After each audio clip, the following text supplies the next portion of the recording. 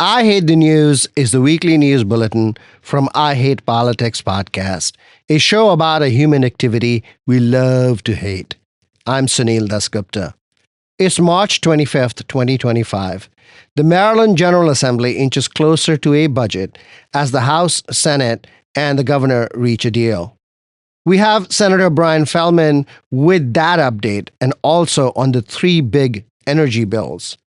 Another bill in the General Assembly may allow limited unionization for adjunct faculty in state colleges and universities, but advocates want broader impact. The National Transportation Safety Board, NTSB, says that the Francis Scott Key Bridge in Baltimore was not evaluated to adequate strength standards before it was hit.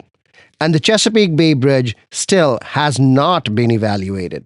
In Newmarket, Maryland, an effort to term limit the long-serving mayor fizzles out. The 4-day Sprung Comedy Festival opens in Silver Spring this week. And more. Stay with us. I Hate Politics is brought to you by UMBC's Political Science Program. If your goal is to make a meaningful impact with a career in local, state, or federal government, discover what this degree can do for you. Learn more at shadygrove.umbc.edu. I Hate Politics is brought to you by Improbable Comedy and the Sprung Comedy Festival. Check out our 8 different shows, as well as classes in stand-up comedy and storytelling. March 26th through 29th at the Silver Spring Black Box Theater. Tickets and information at improbablecomedy.com. I Hate Politics is a podcast about our neighborhoods, workplaces, schools and streets, and our local governments as they function in diverse and democratic societies. This means our politics are messy, dirty, sometimes corrupt, with often self-serving politicians. But no matter how much we may hate politics, we are never exempt from it, even when we refuse to participate. In fact, the purpose of politics is to keep society moving precisely when we don't agree with each other, like now. Music for this episode comes from Washington, D.C. area composer Anna Rubin, who used to teach music at UMBC. She has composed music across several genres, including orchestral, choral, electronica, and stage and video, including this piece, Second Nature, which was commissioned by the Baltimore Dance Project and choreographed by Doug Hamby. You can find her work at annarubinmusic.com.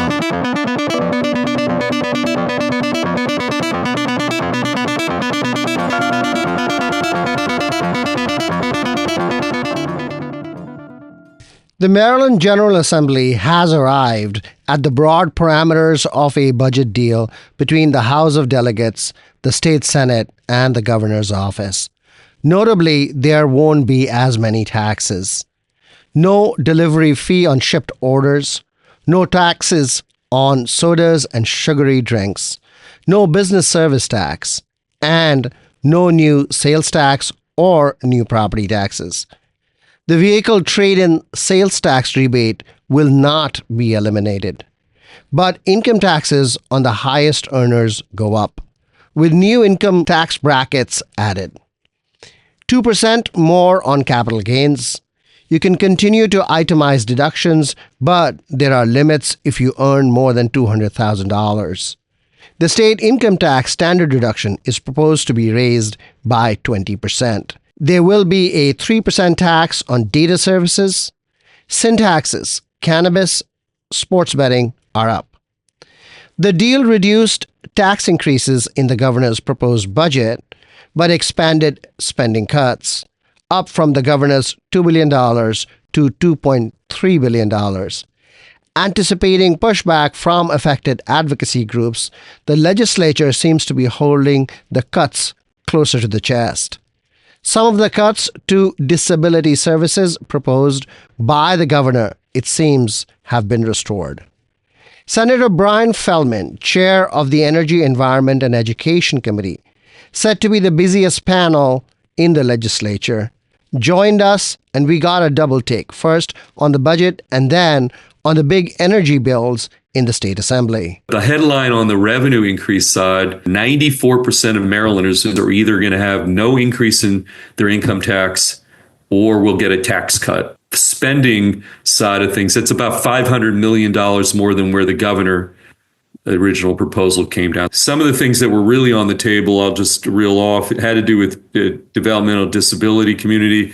That was restored. Some of the public safety, some of the other things, Medicaid coverage. So where are you cutting? Is the math working out there? Okay, look, it's state programs, it's personnel, it's local aid, shifts in education, blueprint. The higher ed is going to take some cuts here. I don't think University of Maryland's too happy. I mean, I think everything's was on the table when we, particularly this extra $500 million we had to find. So I don't think there's anything I can point to specifically that sort of solved the problem in toto. The uncertainty, no matter what we do this week, I'll just have to put it out there. We probably or likely will come back in the fall when we see some of the other ramifications for a special session. Apart from the budget, the big issue that was in the legislature in 2025 was energy. Where are we on those bills? We've got a leadership package of bills of 3. One bill is from the 2 presiding officers, President Ferguson and Speaker Jones. A second bill, myself and Chair C.T. Wilson, who chairs the Energy Committee. That's a Feldman-Wilson bill. And then a third bill is Senator Katie Hester, Vice Chair Crosby from the House. One is really about how do we incentivize some new in-state generation in Maryland. Just in terms of environmental mix, we would like to have a little more control over how things play out in our own state. Right now, some of the biggest issues in the state are people, we have these massive pushbacks on things like transmission lines through, a Piedmont project. Are you allowing new gas generation in the state? Nuclear, natural gas, and then also, battery storage, particularly when tied to solar. And the other bills dealing with siting and permitting. We have the worst, most challenging regulatory environment probably in the nation when it comes to siting solar and battery storage projects. How does the bill resolve that? It puts in place a bunch of standards that say, okay, if you do all these things, we're going to let you. Doesn't the Public Service Commission already have that authority? The answer in theory is yes.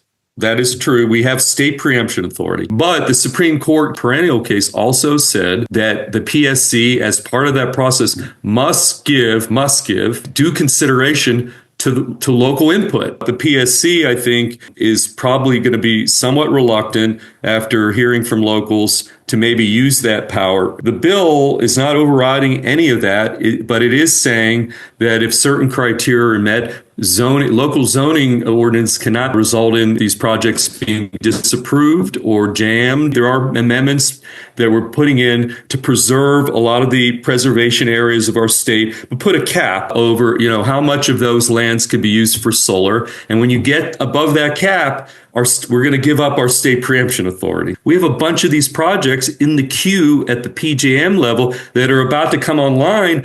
But you know what? A lot of those projects never actually get built, even though they clear the queue. Why? Because of all these siting problems at the local level. The third bill from Senator Hester and Vice Chair Crosby on the House side that's going to create a new, I would say, offshoot, not part of the Public Service Commission, but sort of a division, theoretically part, but separate and independent, that will be completely dedicated to expertise, consultants, forecasting, modeling. We don't have any of that right now. A couple of ideas that we are putting into that package of 3, particularly the first 2.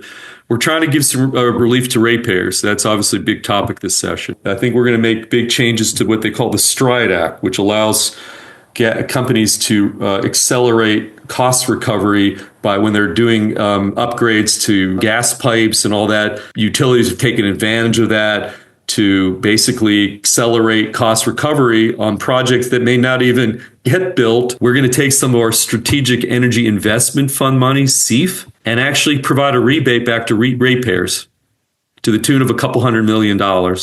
There's something called multi-year rate plans, which is another controversial issue that has been criticized for having impacts on ratepayers. What is the change?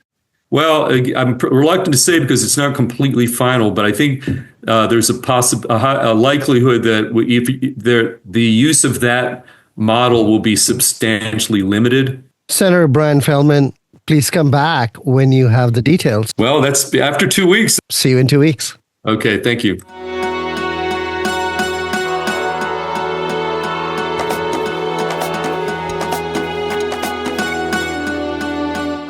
For some years now, the Maryland General Assembly has seen efforts to allow state college and university faculty to unionize.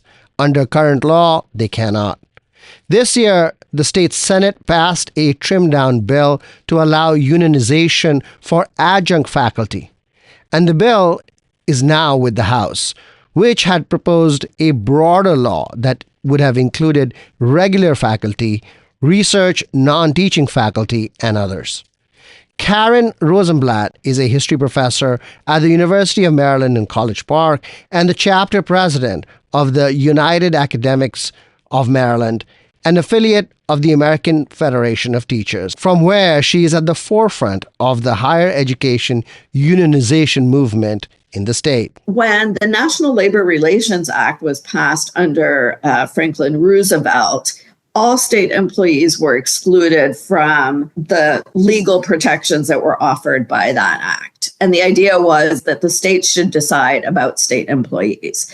So many states, especially northern states, granted all state employees collective bargaining rights. Maryland did not do that. It did not give any of its state employees collective bargaining right. Since the 1990s, there's been a slow rolling back of that. So at first, certain state employees were given collective bargaining rights, but the university system, which is very powerful, was excluded from that. So no workers in the university system. And then the staff at the university system in 2000 was granted collective bargaining rights after a very lengthy battle with the legislature. Then, maybe 3 years ago, a bill was passed that gave community college faculty collective bargaining rights. And so we saw this as an opening to start advocating for the public four-year institution faculty to have collective bargaining rights. We need collective bargaining rights because there have been a stark degradation of working conditions in higher education. And that is really hurting faculty, it's hurting research, it's hurting teaching, and it's hurting the students. Over the past 20 to 30 years, tenured faculty members who had a measure of job security, and because they had job security, were free to teach the topics that they thought were the most important and to speak freely and to teach freely. This was the goal of tenure. Those tenured faculty have been replaced by untenured faculty, faculty who are on semester to semester or year to year contracts and can be very fearful about losing their job. And because of that, are very careful about what they say and how they teach. This has also meant an erosion of salaries. So many of the faculty teaching at my institution, the flagship institution of the University System of Maryland, earn less than high school teachers. At the same time, we've seen an explosion of administrators across the university. So there's more and more requirements that faculty are subjected to, more and more trainings that we have to do, more and more forms that we need to fill out, and less time to devote to our core research and teaching missions. So faculty feel urgently that we have to push back on this. And we're very clear about the fact that the university administration will not respond to us unless it's obliged to do so. And that's what a contract provides. It's a legal stipulation that you work out, you bargain, you come to an agreement, and then the university has to abide by that agreement. What is your expectation about what is going to happen to the bill? We really don't know. There may be an agreement between the Senate and House leadership, and the House will just pass through what the Senate passed through. We hope that's not the case. We feel this is a very, very limited bill. It may cover between 5 and 10% at most of the total academic workers in the university system. So it's a very, very small bill. It could get amended in the House. And if it was amended in the House, we don't know if the Senate would take the amendments. Karen Rosenblatt, good luck. We need it.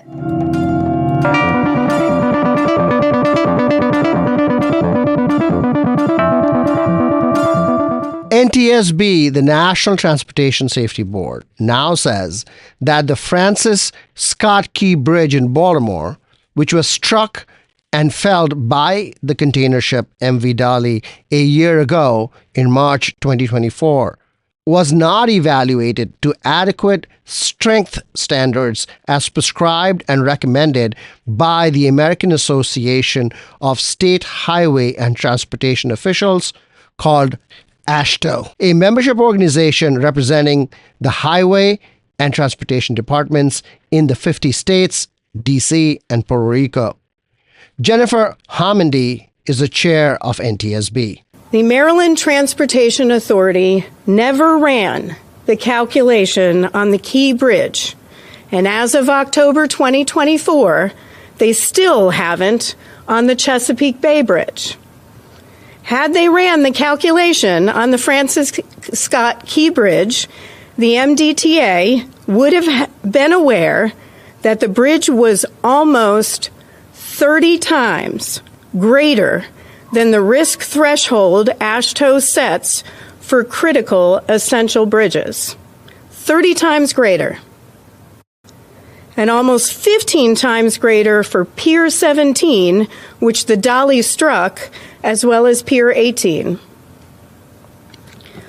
What's frustrating is, not only did MDTA fail to conduct the vulnerability assessment on the Key Bridge, they did not provide, nor were they able to provide, the NTSB with the data needed to conduct the assessment, including the characteristics of vessel traffic passing under the bridge, vessel transit speeds, vessel loading characteristics, waterway and navigable channel geometry, water depths, environmental conditions, bridge geometry, pier protection systems, and ultimate lateral capacity of the bridge piers. We asked them for that data. They didn't have it. Had the MDTA conducted a vulnerability assessment of the Key Bridge based on recent vessel traffic, the MDTA would have been able to proactively identify strategies to reduce the risk of a collapse and loss of lives associated with a vessel collision with the bridge. Like the Key Bridge, other bridges throughout the United States were designed before AASHTO's 1991 guidance. To understand the scope of that risk, we asked the Federal Highway Administration to identify bridges that cross navigable waterways and are used by ocean-going vessels like the Dali, and gather information about protection devices in place for those bridges, like dolphins, like fender systems. We then narrowed that list based on when the bridge was built, whether it had a vertical clearance of at least 80 feet, and whether it had substructures such as piers in a waterway. We also evaluated vessel traffic transiting under the bridges. We repeated the same process for bridges owned by the U.S. Army Corps of Engineers. And as a result, we identified 72 bridges in 19 states, managed by 30 bridge owners that were likely not designed and built to AASHTO specifications. It is also worth noting that numerous bridges across many states in the nation have also not been evaluated as recommended by AASHTO, which raises the question whether the prescription should have come from a statutory authority like the NTSB rather than a membership association which cannot compel compliance. As NTSB Chair Hamadi pointed out, the Chesapeake Bay Bridge remains unevaluated for its ability to withstand a collision with a ship.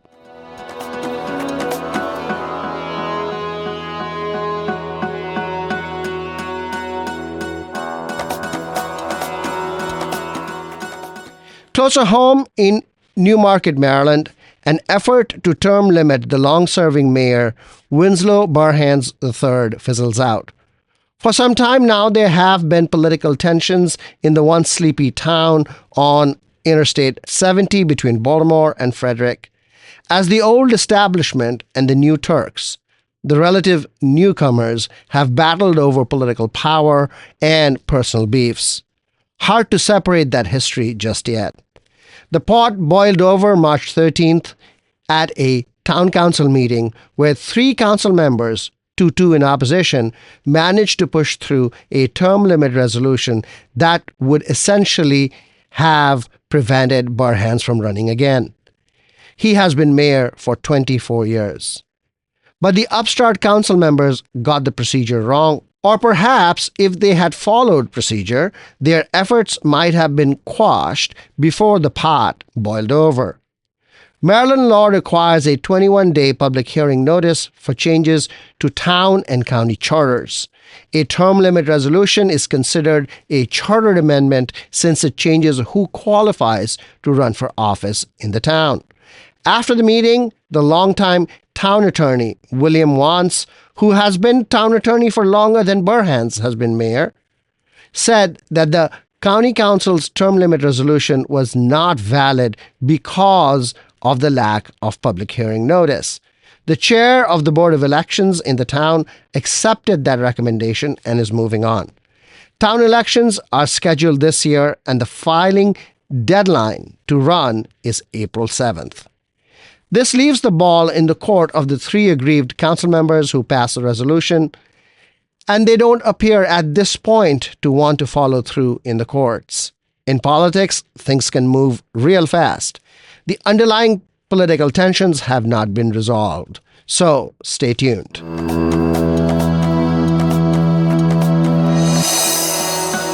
The 4-day Sprung Comedy Festival, organized by local production company Improbable Comedy, opens in Silver Spring this week, goes from Wednesday, March 26th to Saturday, March 29th. Kim Lavone is a local social worker and the woman behind the festival. Sprung is 4 nights of comedy at the Silver Spring Black Box Theater. We have 8 different shows. We have 1 show on Wednesday, the 26th. We have 1 show on Thursday, the 27th. And then we have 3 shows on Friday and 3 shows on Saturday. And this year, actually, this is our 3rd year of doing Sprung Comedy Festival. And this year we added 2 classes. So we actually have a stand-up comedy class and a storytelling class on Saturday. We have over 30 performers, and we are partnering with some really cool co-producers and other production groups. And it is a ton of fun, and we are excited to have everybody come out. I saw that the festival is organized thematically. But one of the shows that we are known for is the mother of all comedy shows, which we started about 5 years ago on Mother's Day, was the first time we did it. And it was a show of all women comedians. And that was provocative. 5 years ago, people were like, are you sure you can find 5 funny women? But of course, now there's lots of many more. So that is our first show. That's our opening night of the festival, is the mother of all comedy shows. We have Tanya Lee Davis is coming in to headline that show. And we have 3 local performers who are going to be with her on that show. Joey Friedman and Jenny Cavallero and Nikki Knowles. Very fun lineup, opening night, great kickoff, great vibe. That show always has a very fun feel. And then another special thing we're doing this year is we're partnering with Story District. Story District is a local group. They focus on storytelling, and they are bringing their show Funnier Than Fiction, which is going to be Thursday night. I got to ask, because I'm Indian myself, but you're doing a South Asian Desi night. That's correct. We are partnering with Comedy Bonfire, which is another local production group led by Ambi Narula. They are bringing in 2 headliners, Abby Govindan and Sereni Wasarakira, who's going to be coming in, I want to say Chicago. And then 2 local performers will be joining them. Is there a show based in the DC region? Maybe 8 of the performers are coming in from out of town, 8 or 10. And then the rest, about 20 other performers are going to be local.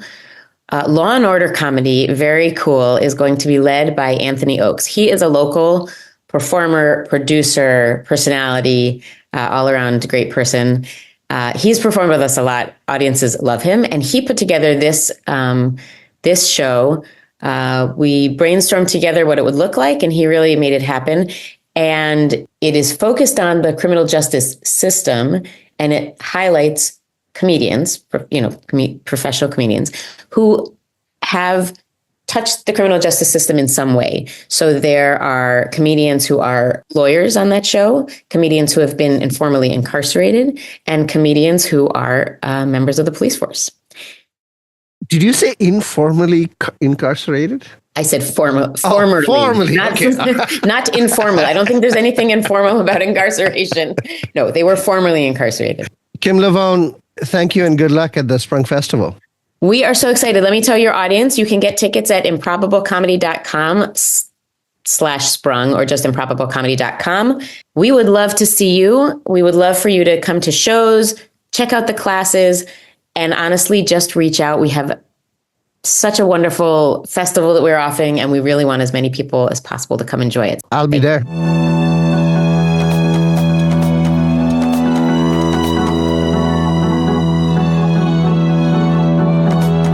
That's all for this episode. Be sure to check out our feature interview series that comes out Friday mornings. I Hate Politics is produced by me, Sunil Dasgupta, with support from the University of Maryland, Baltimore County. I direct UMBC's political science program at the universities at Shady Grove in Montgomery County, where, among other things, we explore and learn about politics, government, and society close to home. Music for this episode comes from Washington, D.C. area composer Anna Rubin, who used to teach music at UMBC. The piece from which we have excerpted music for this episode is called Second Nature and was commissioned by the Baltimore Dance Project.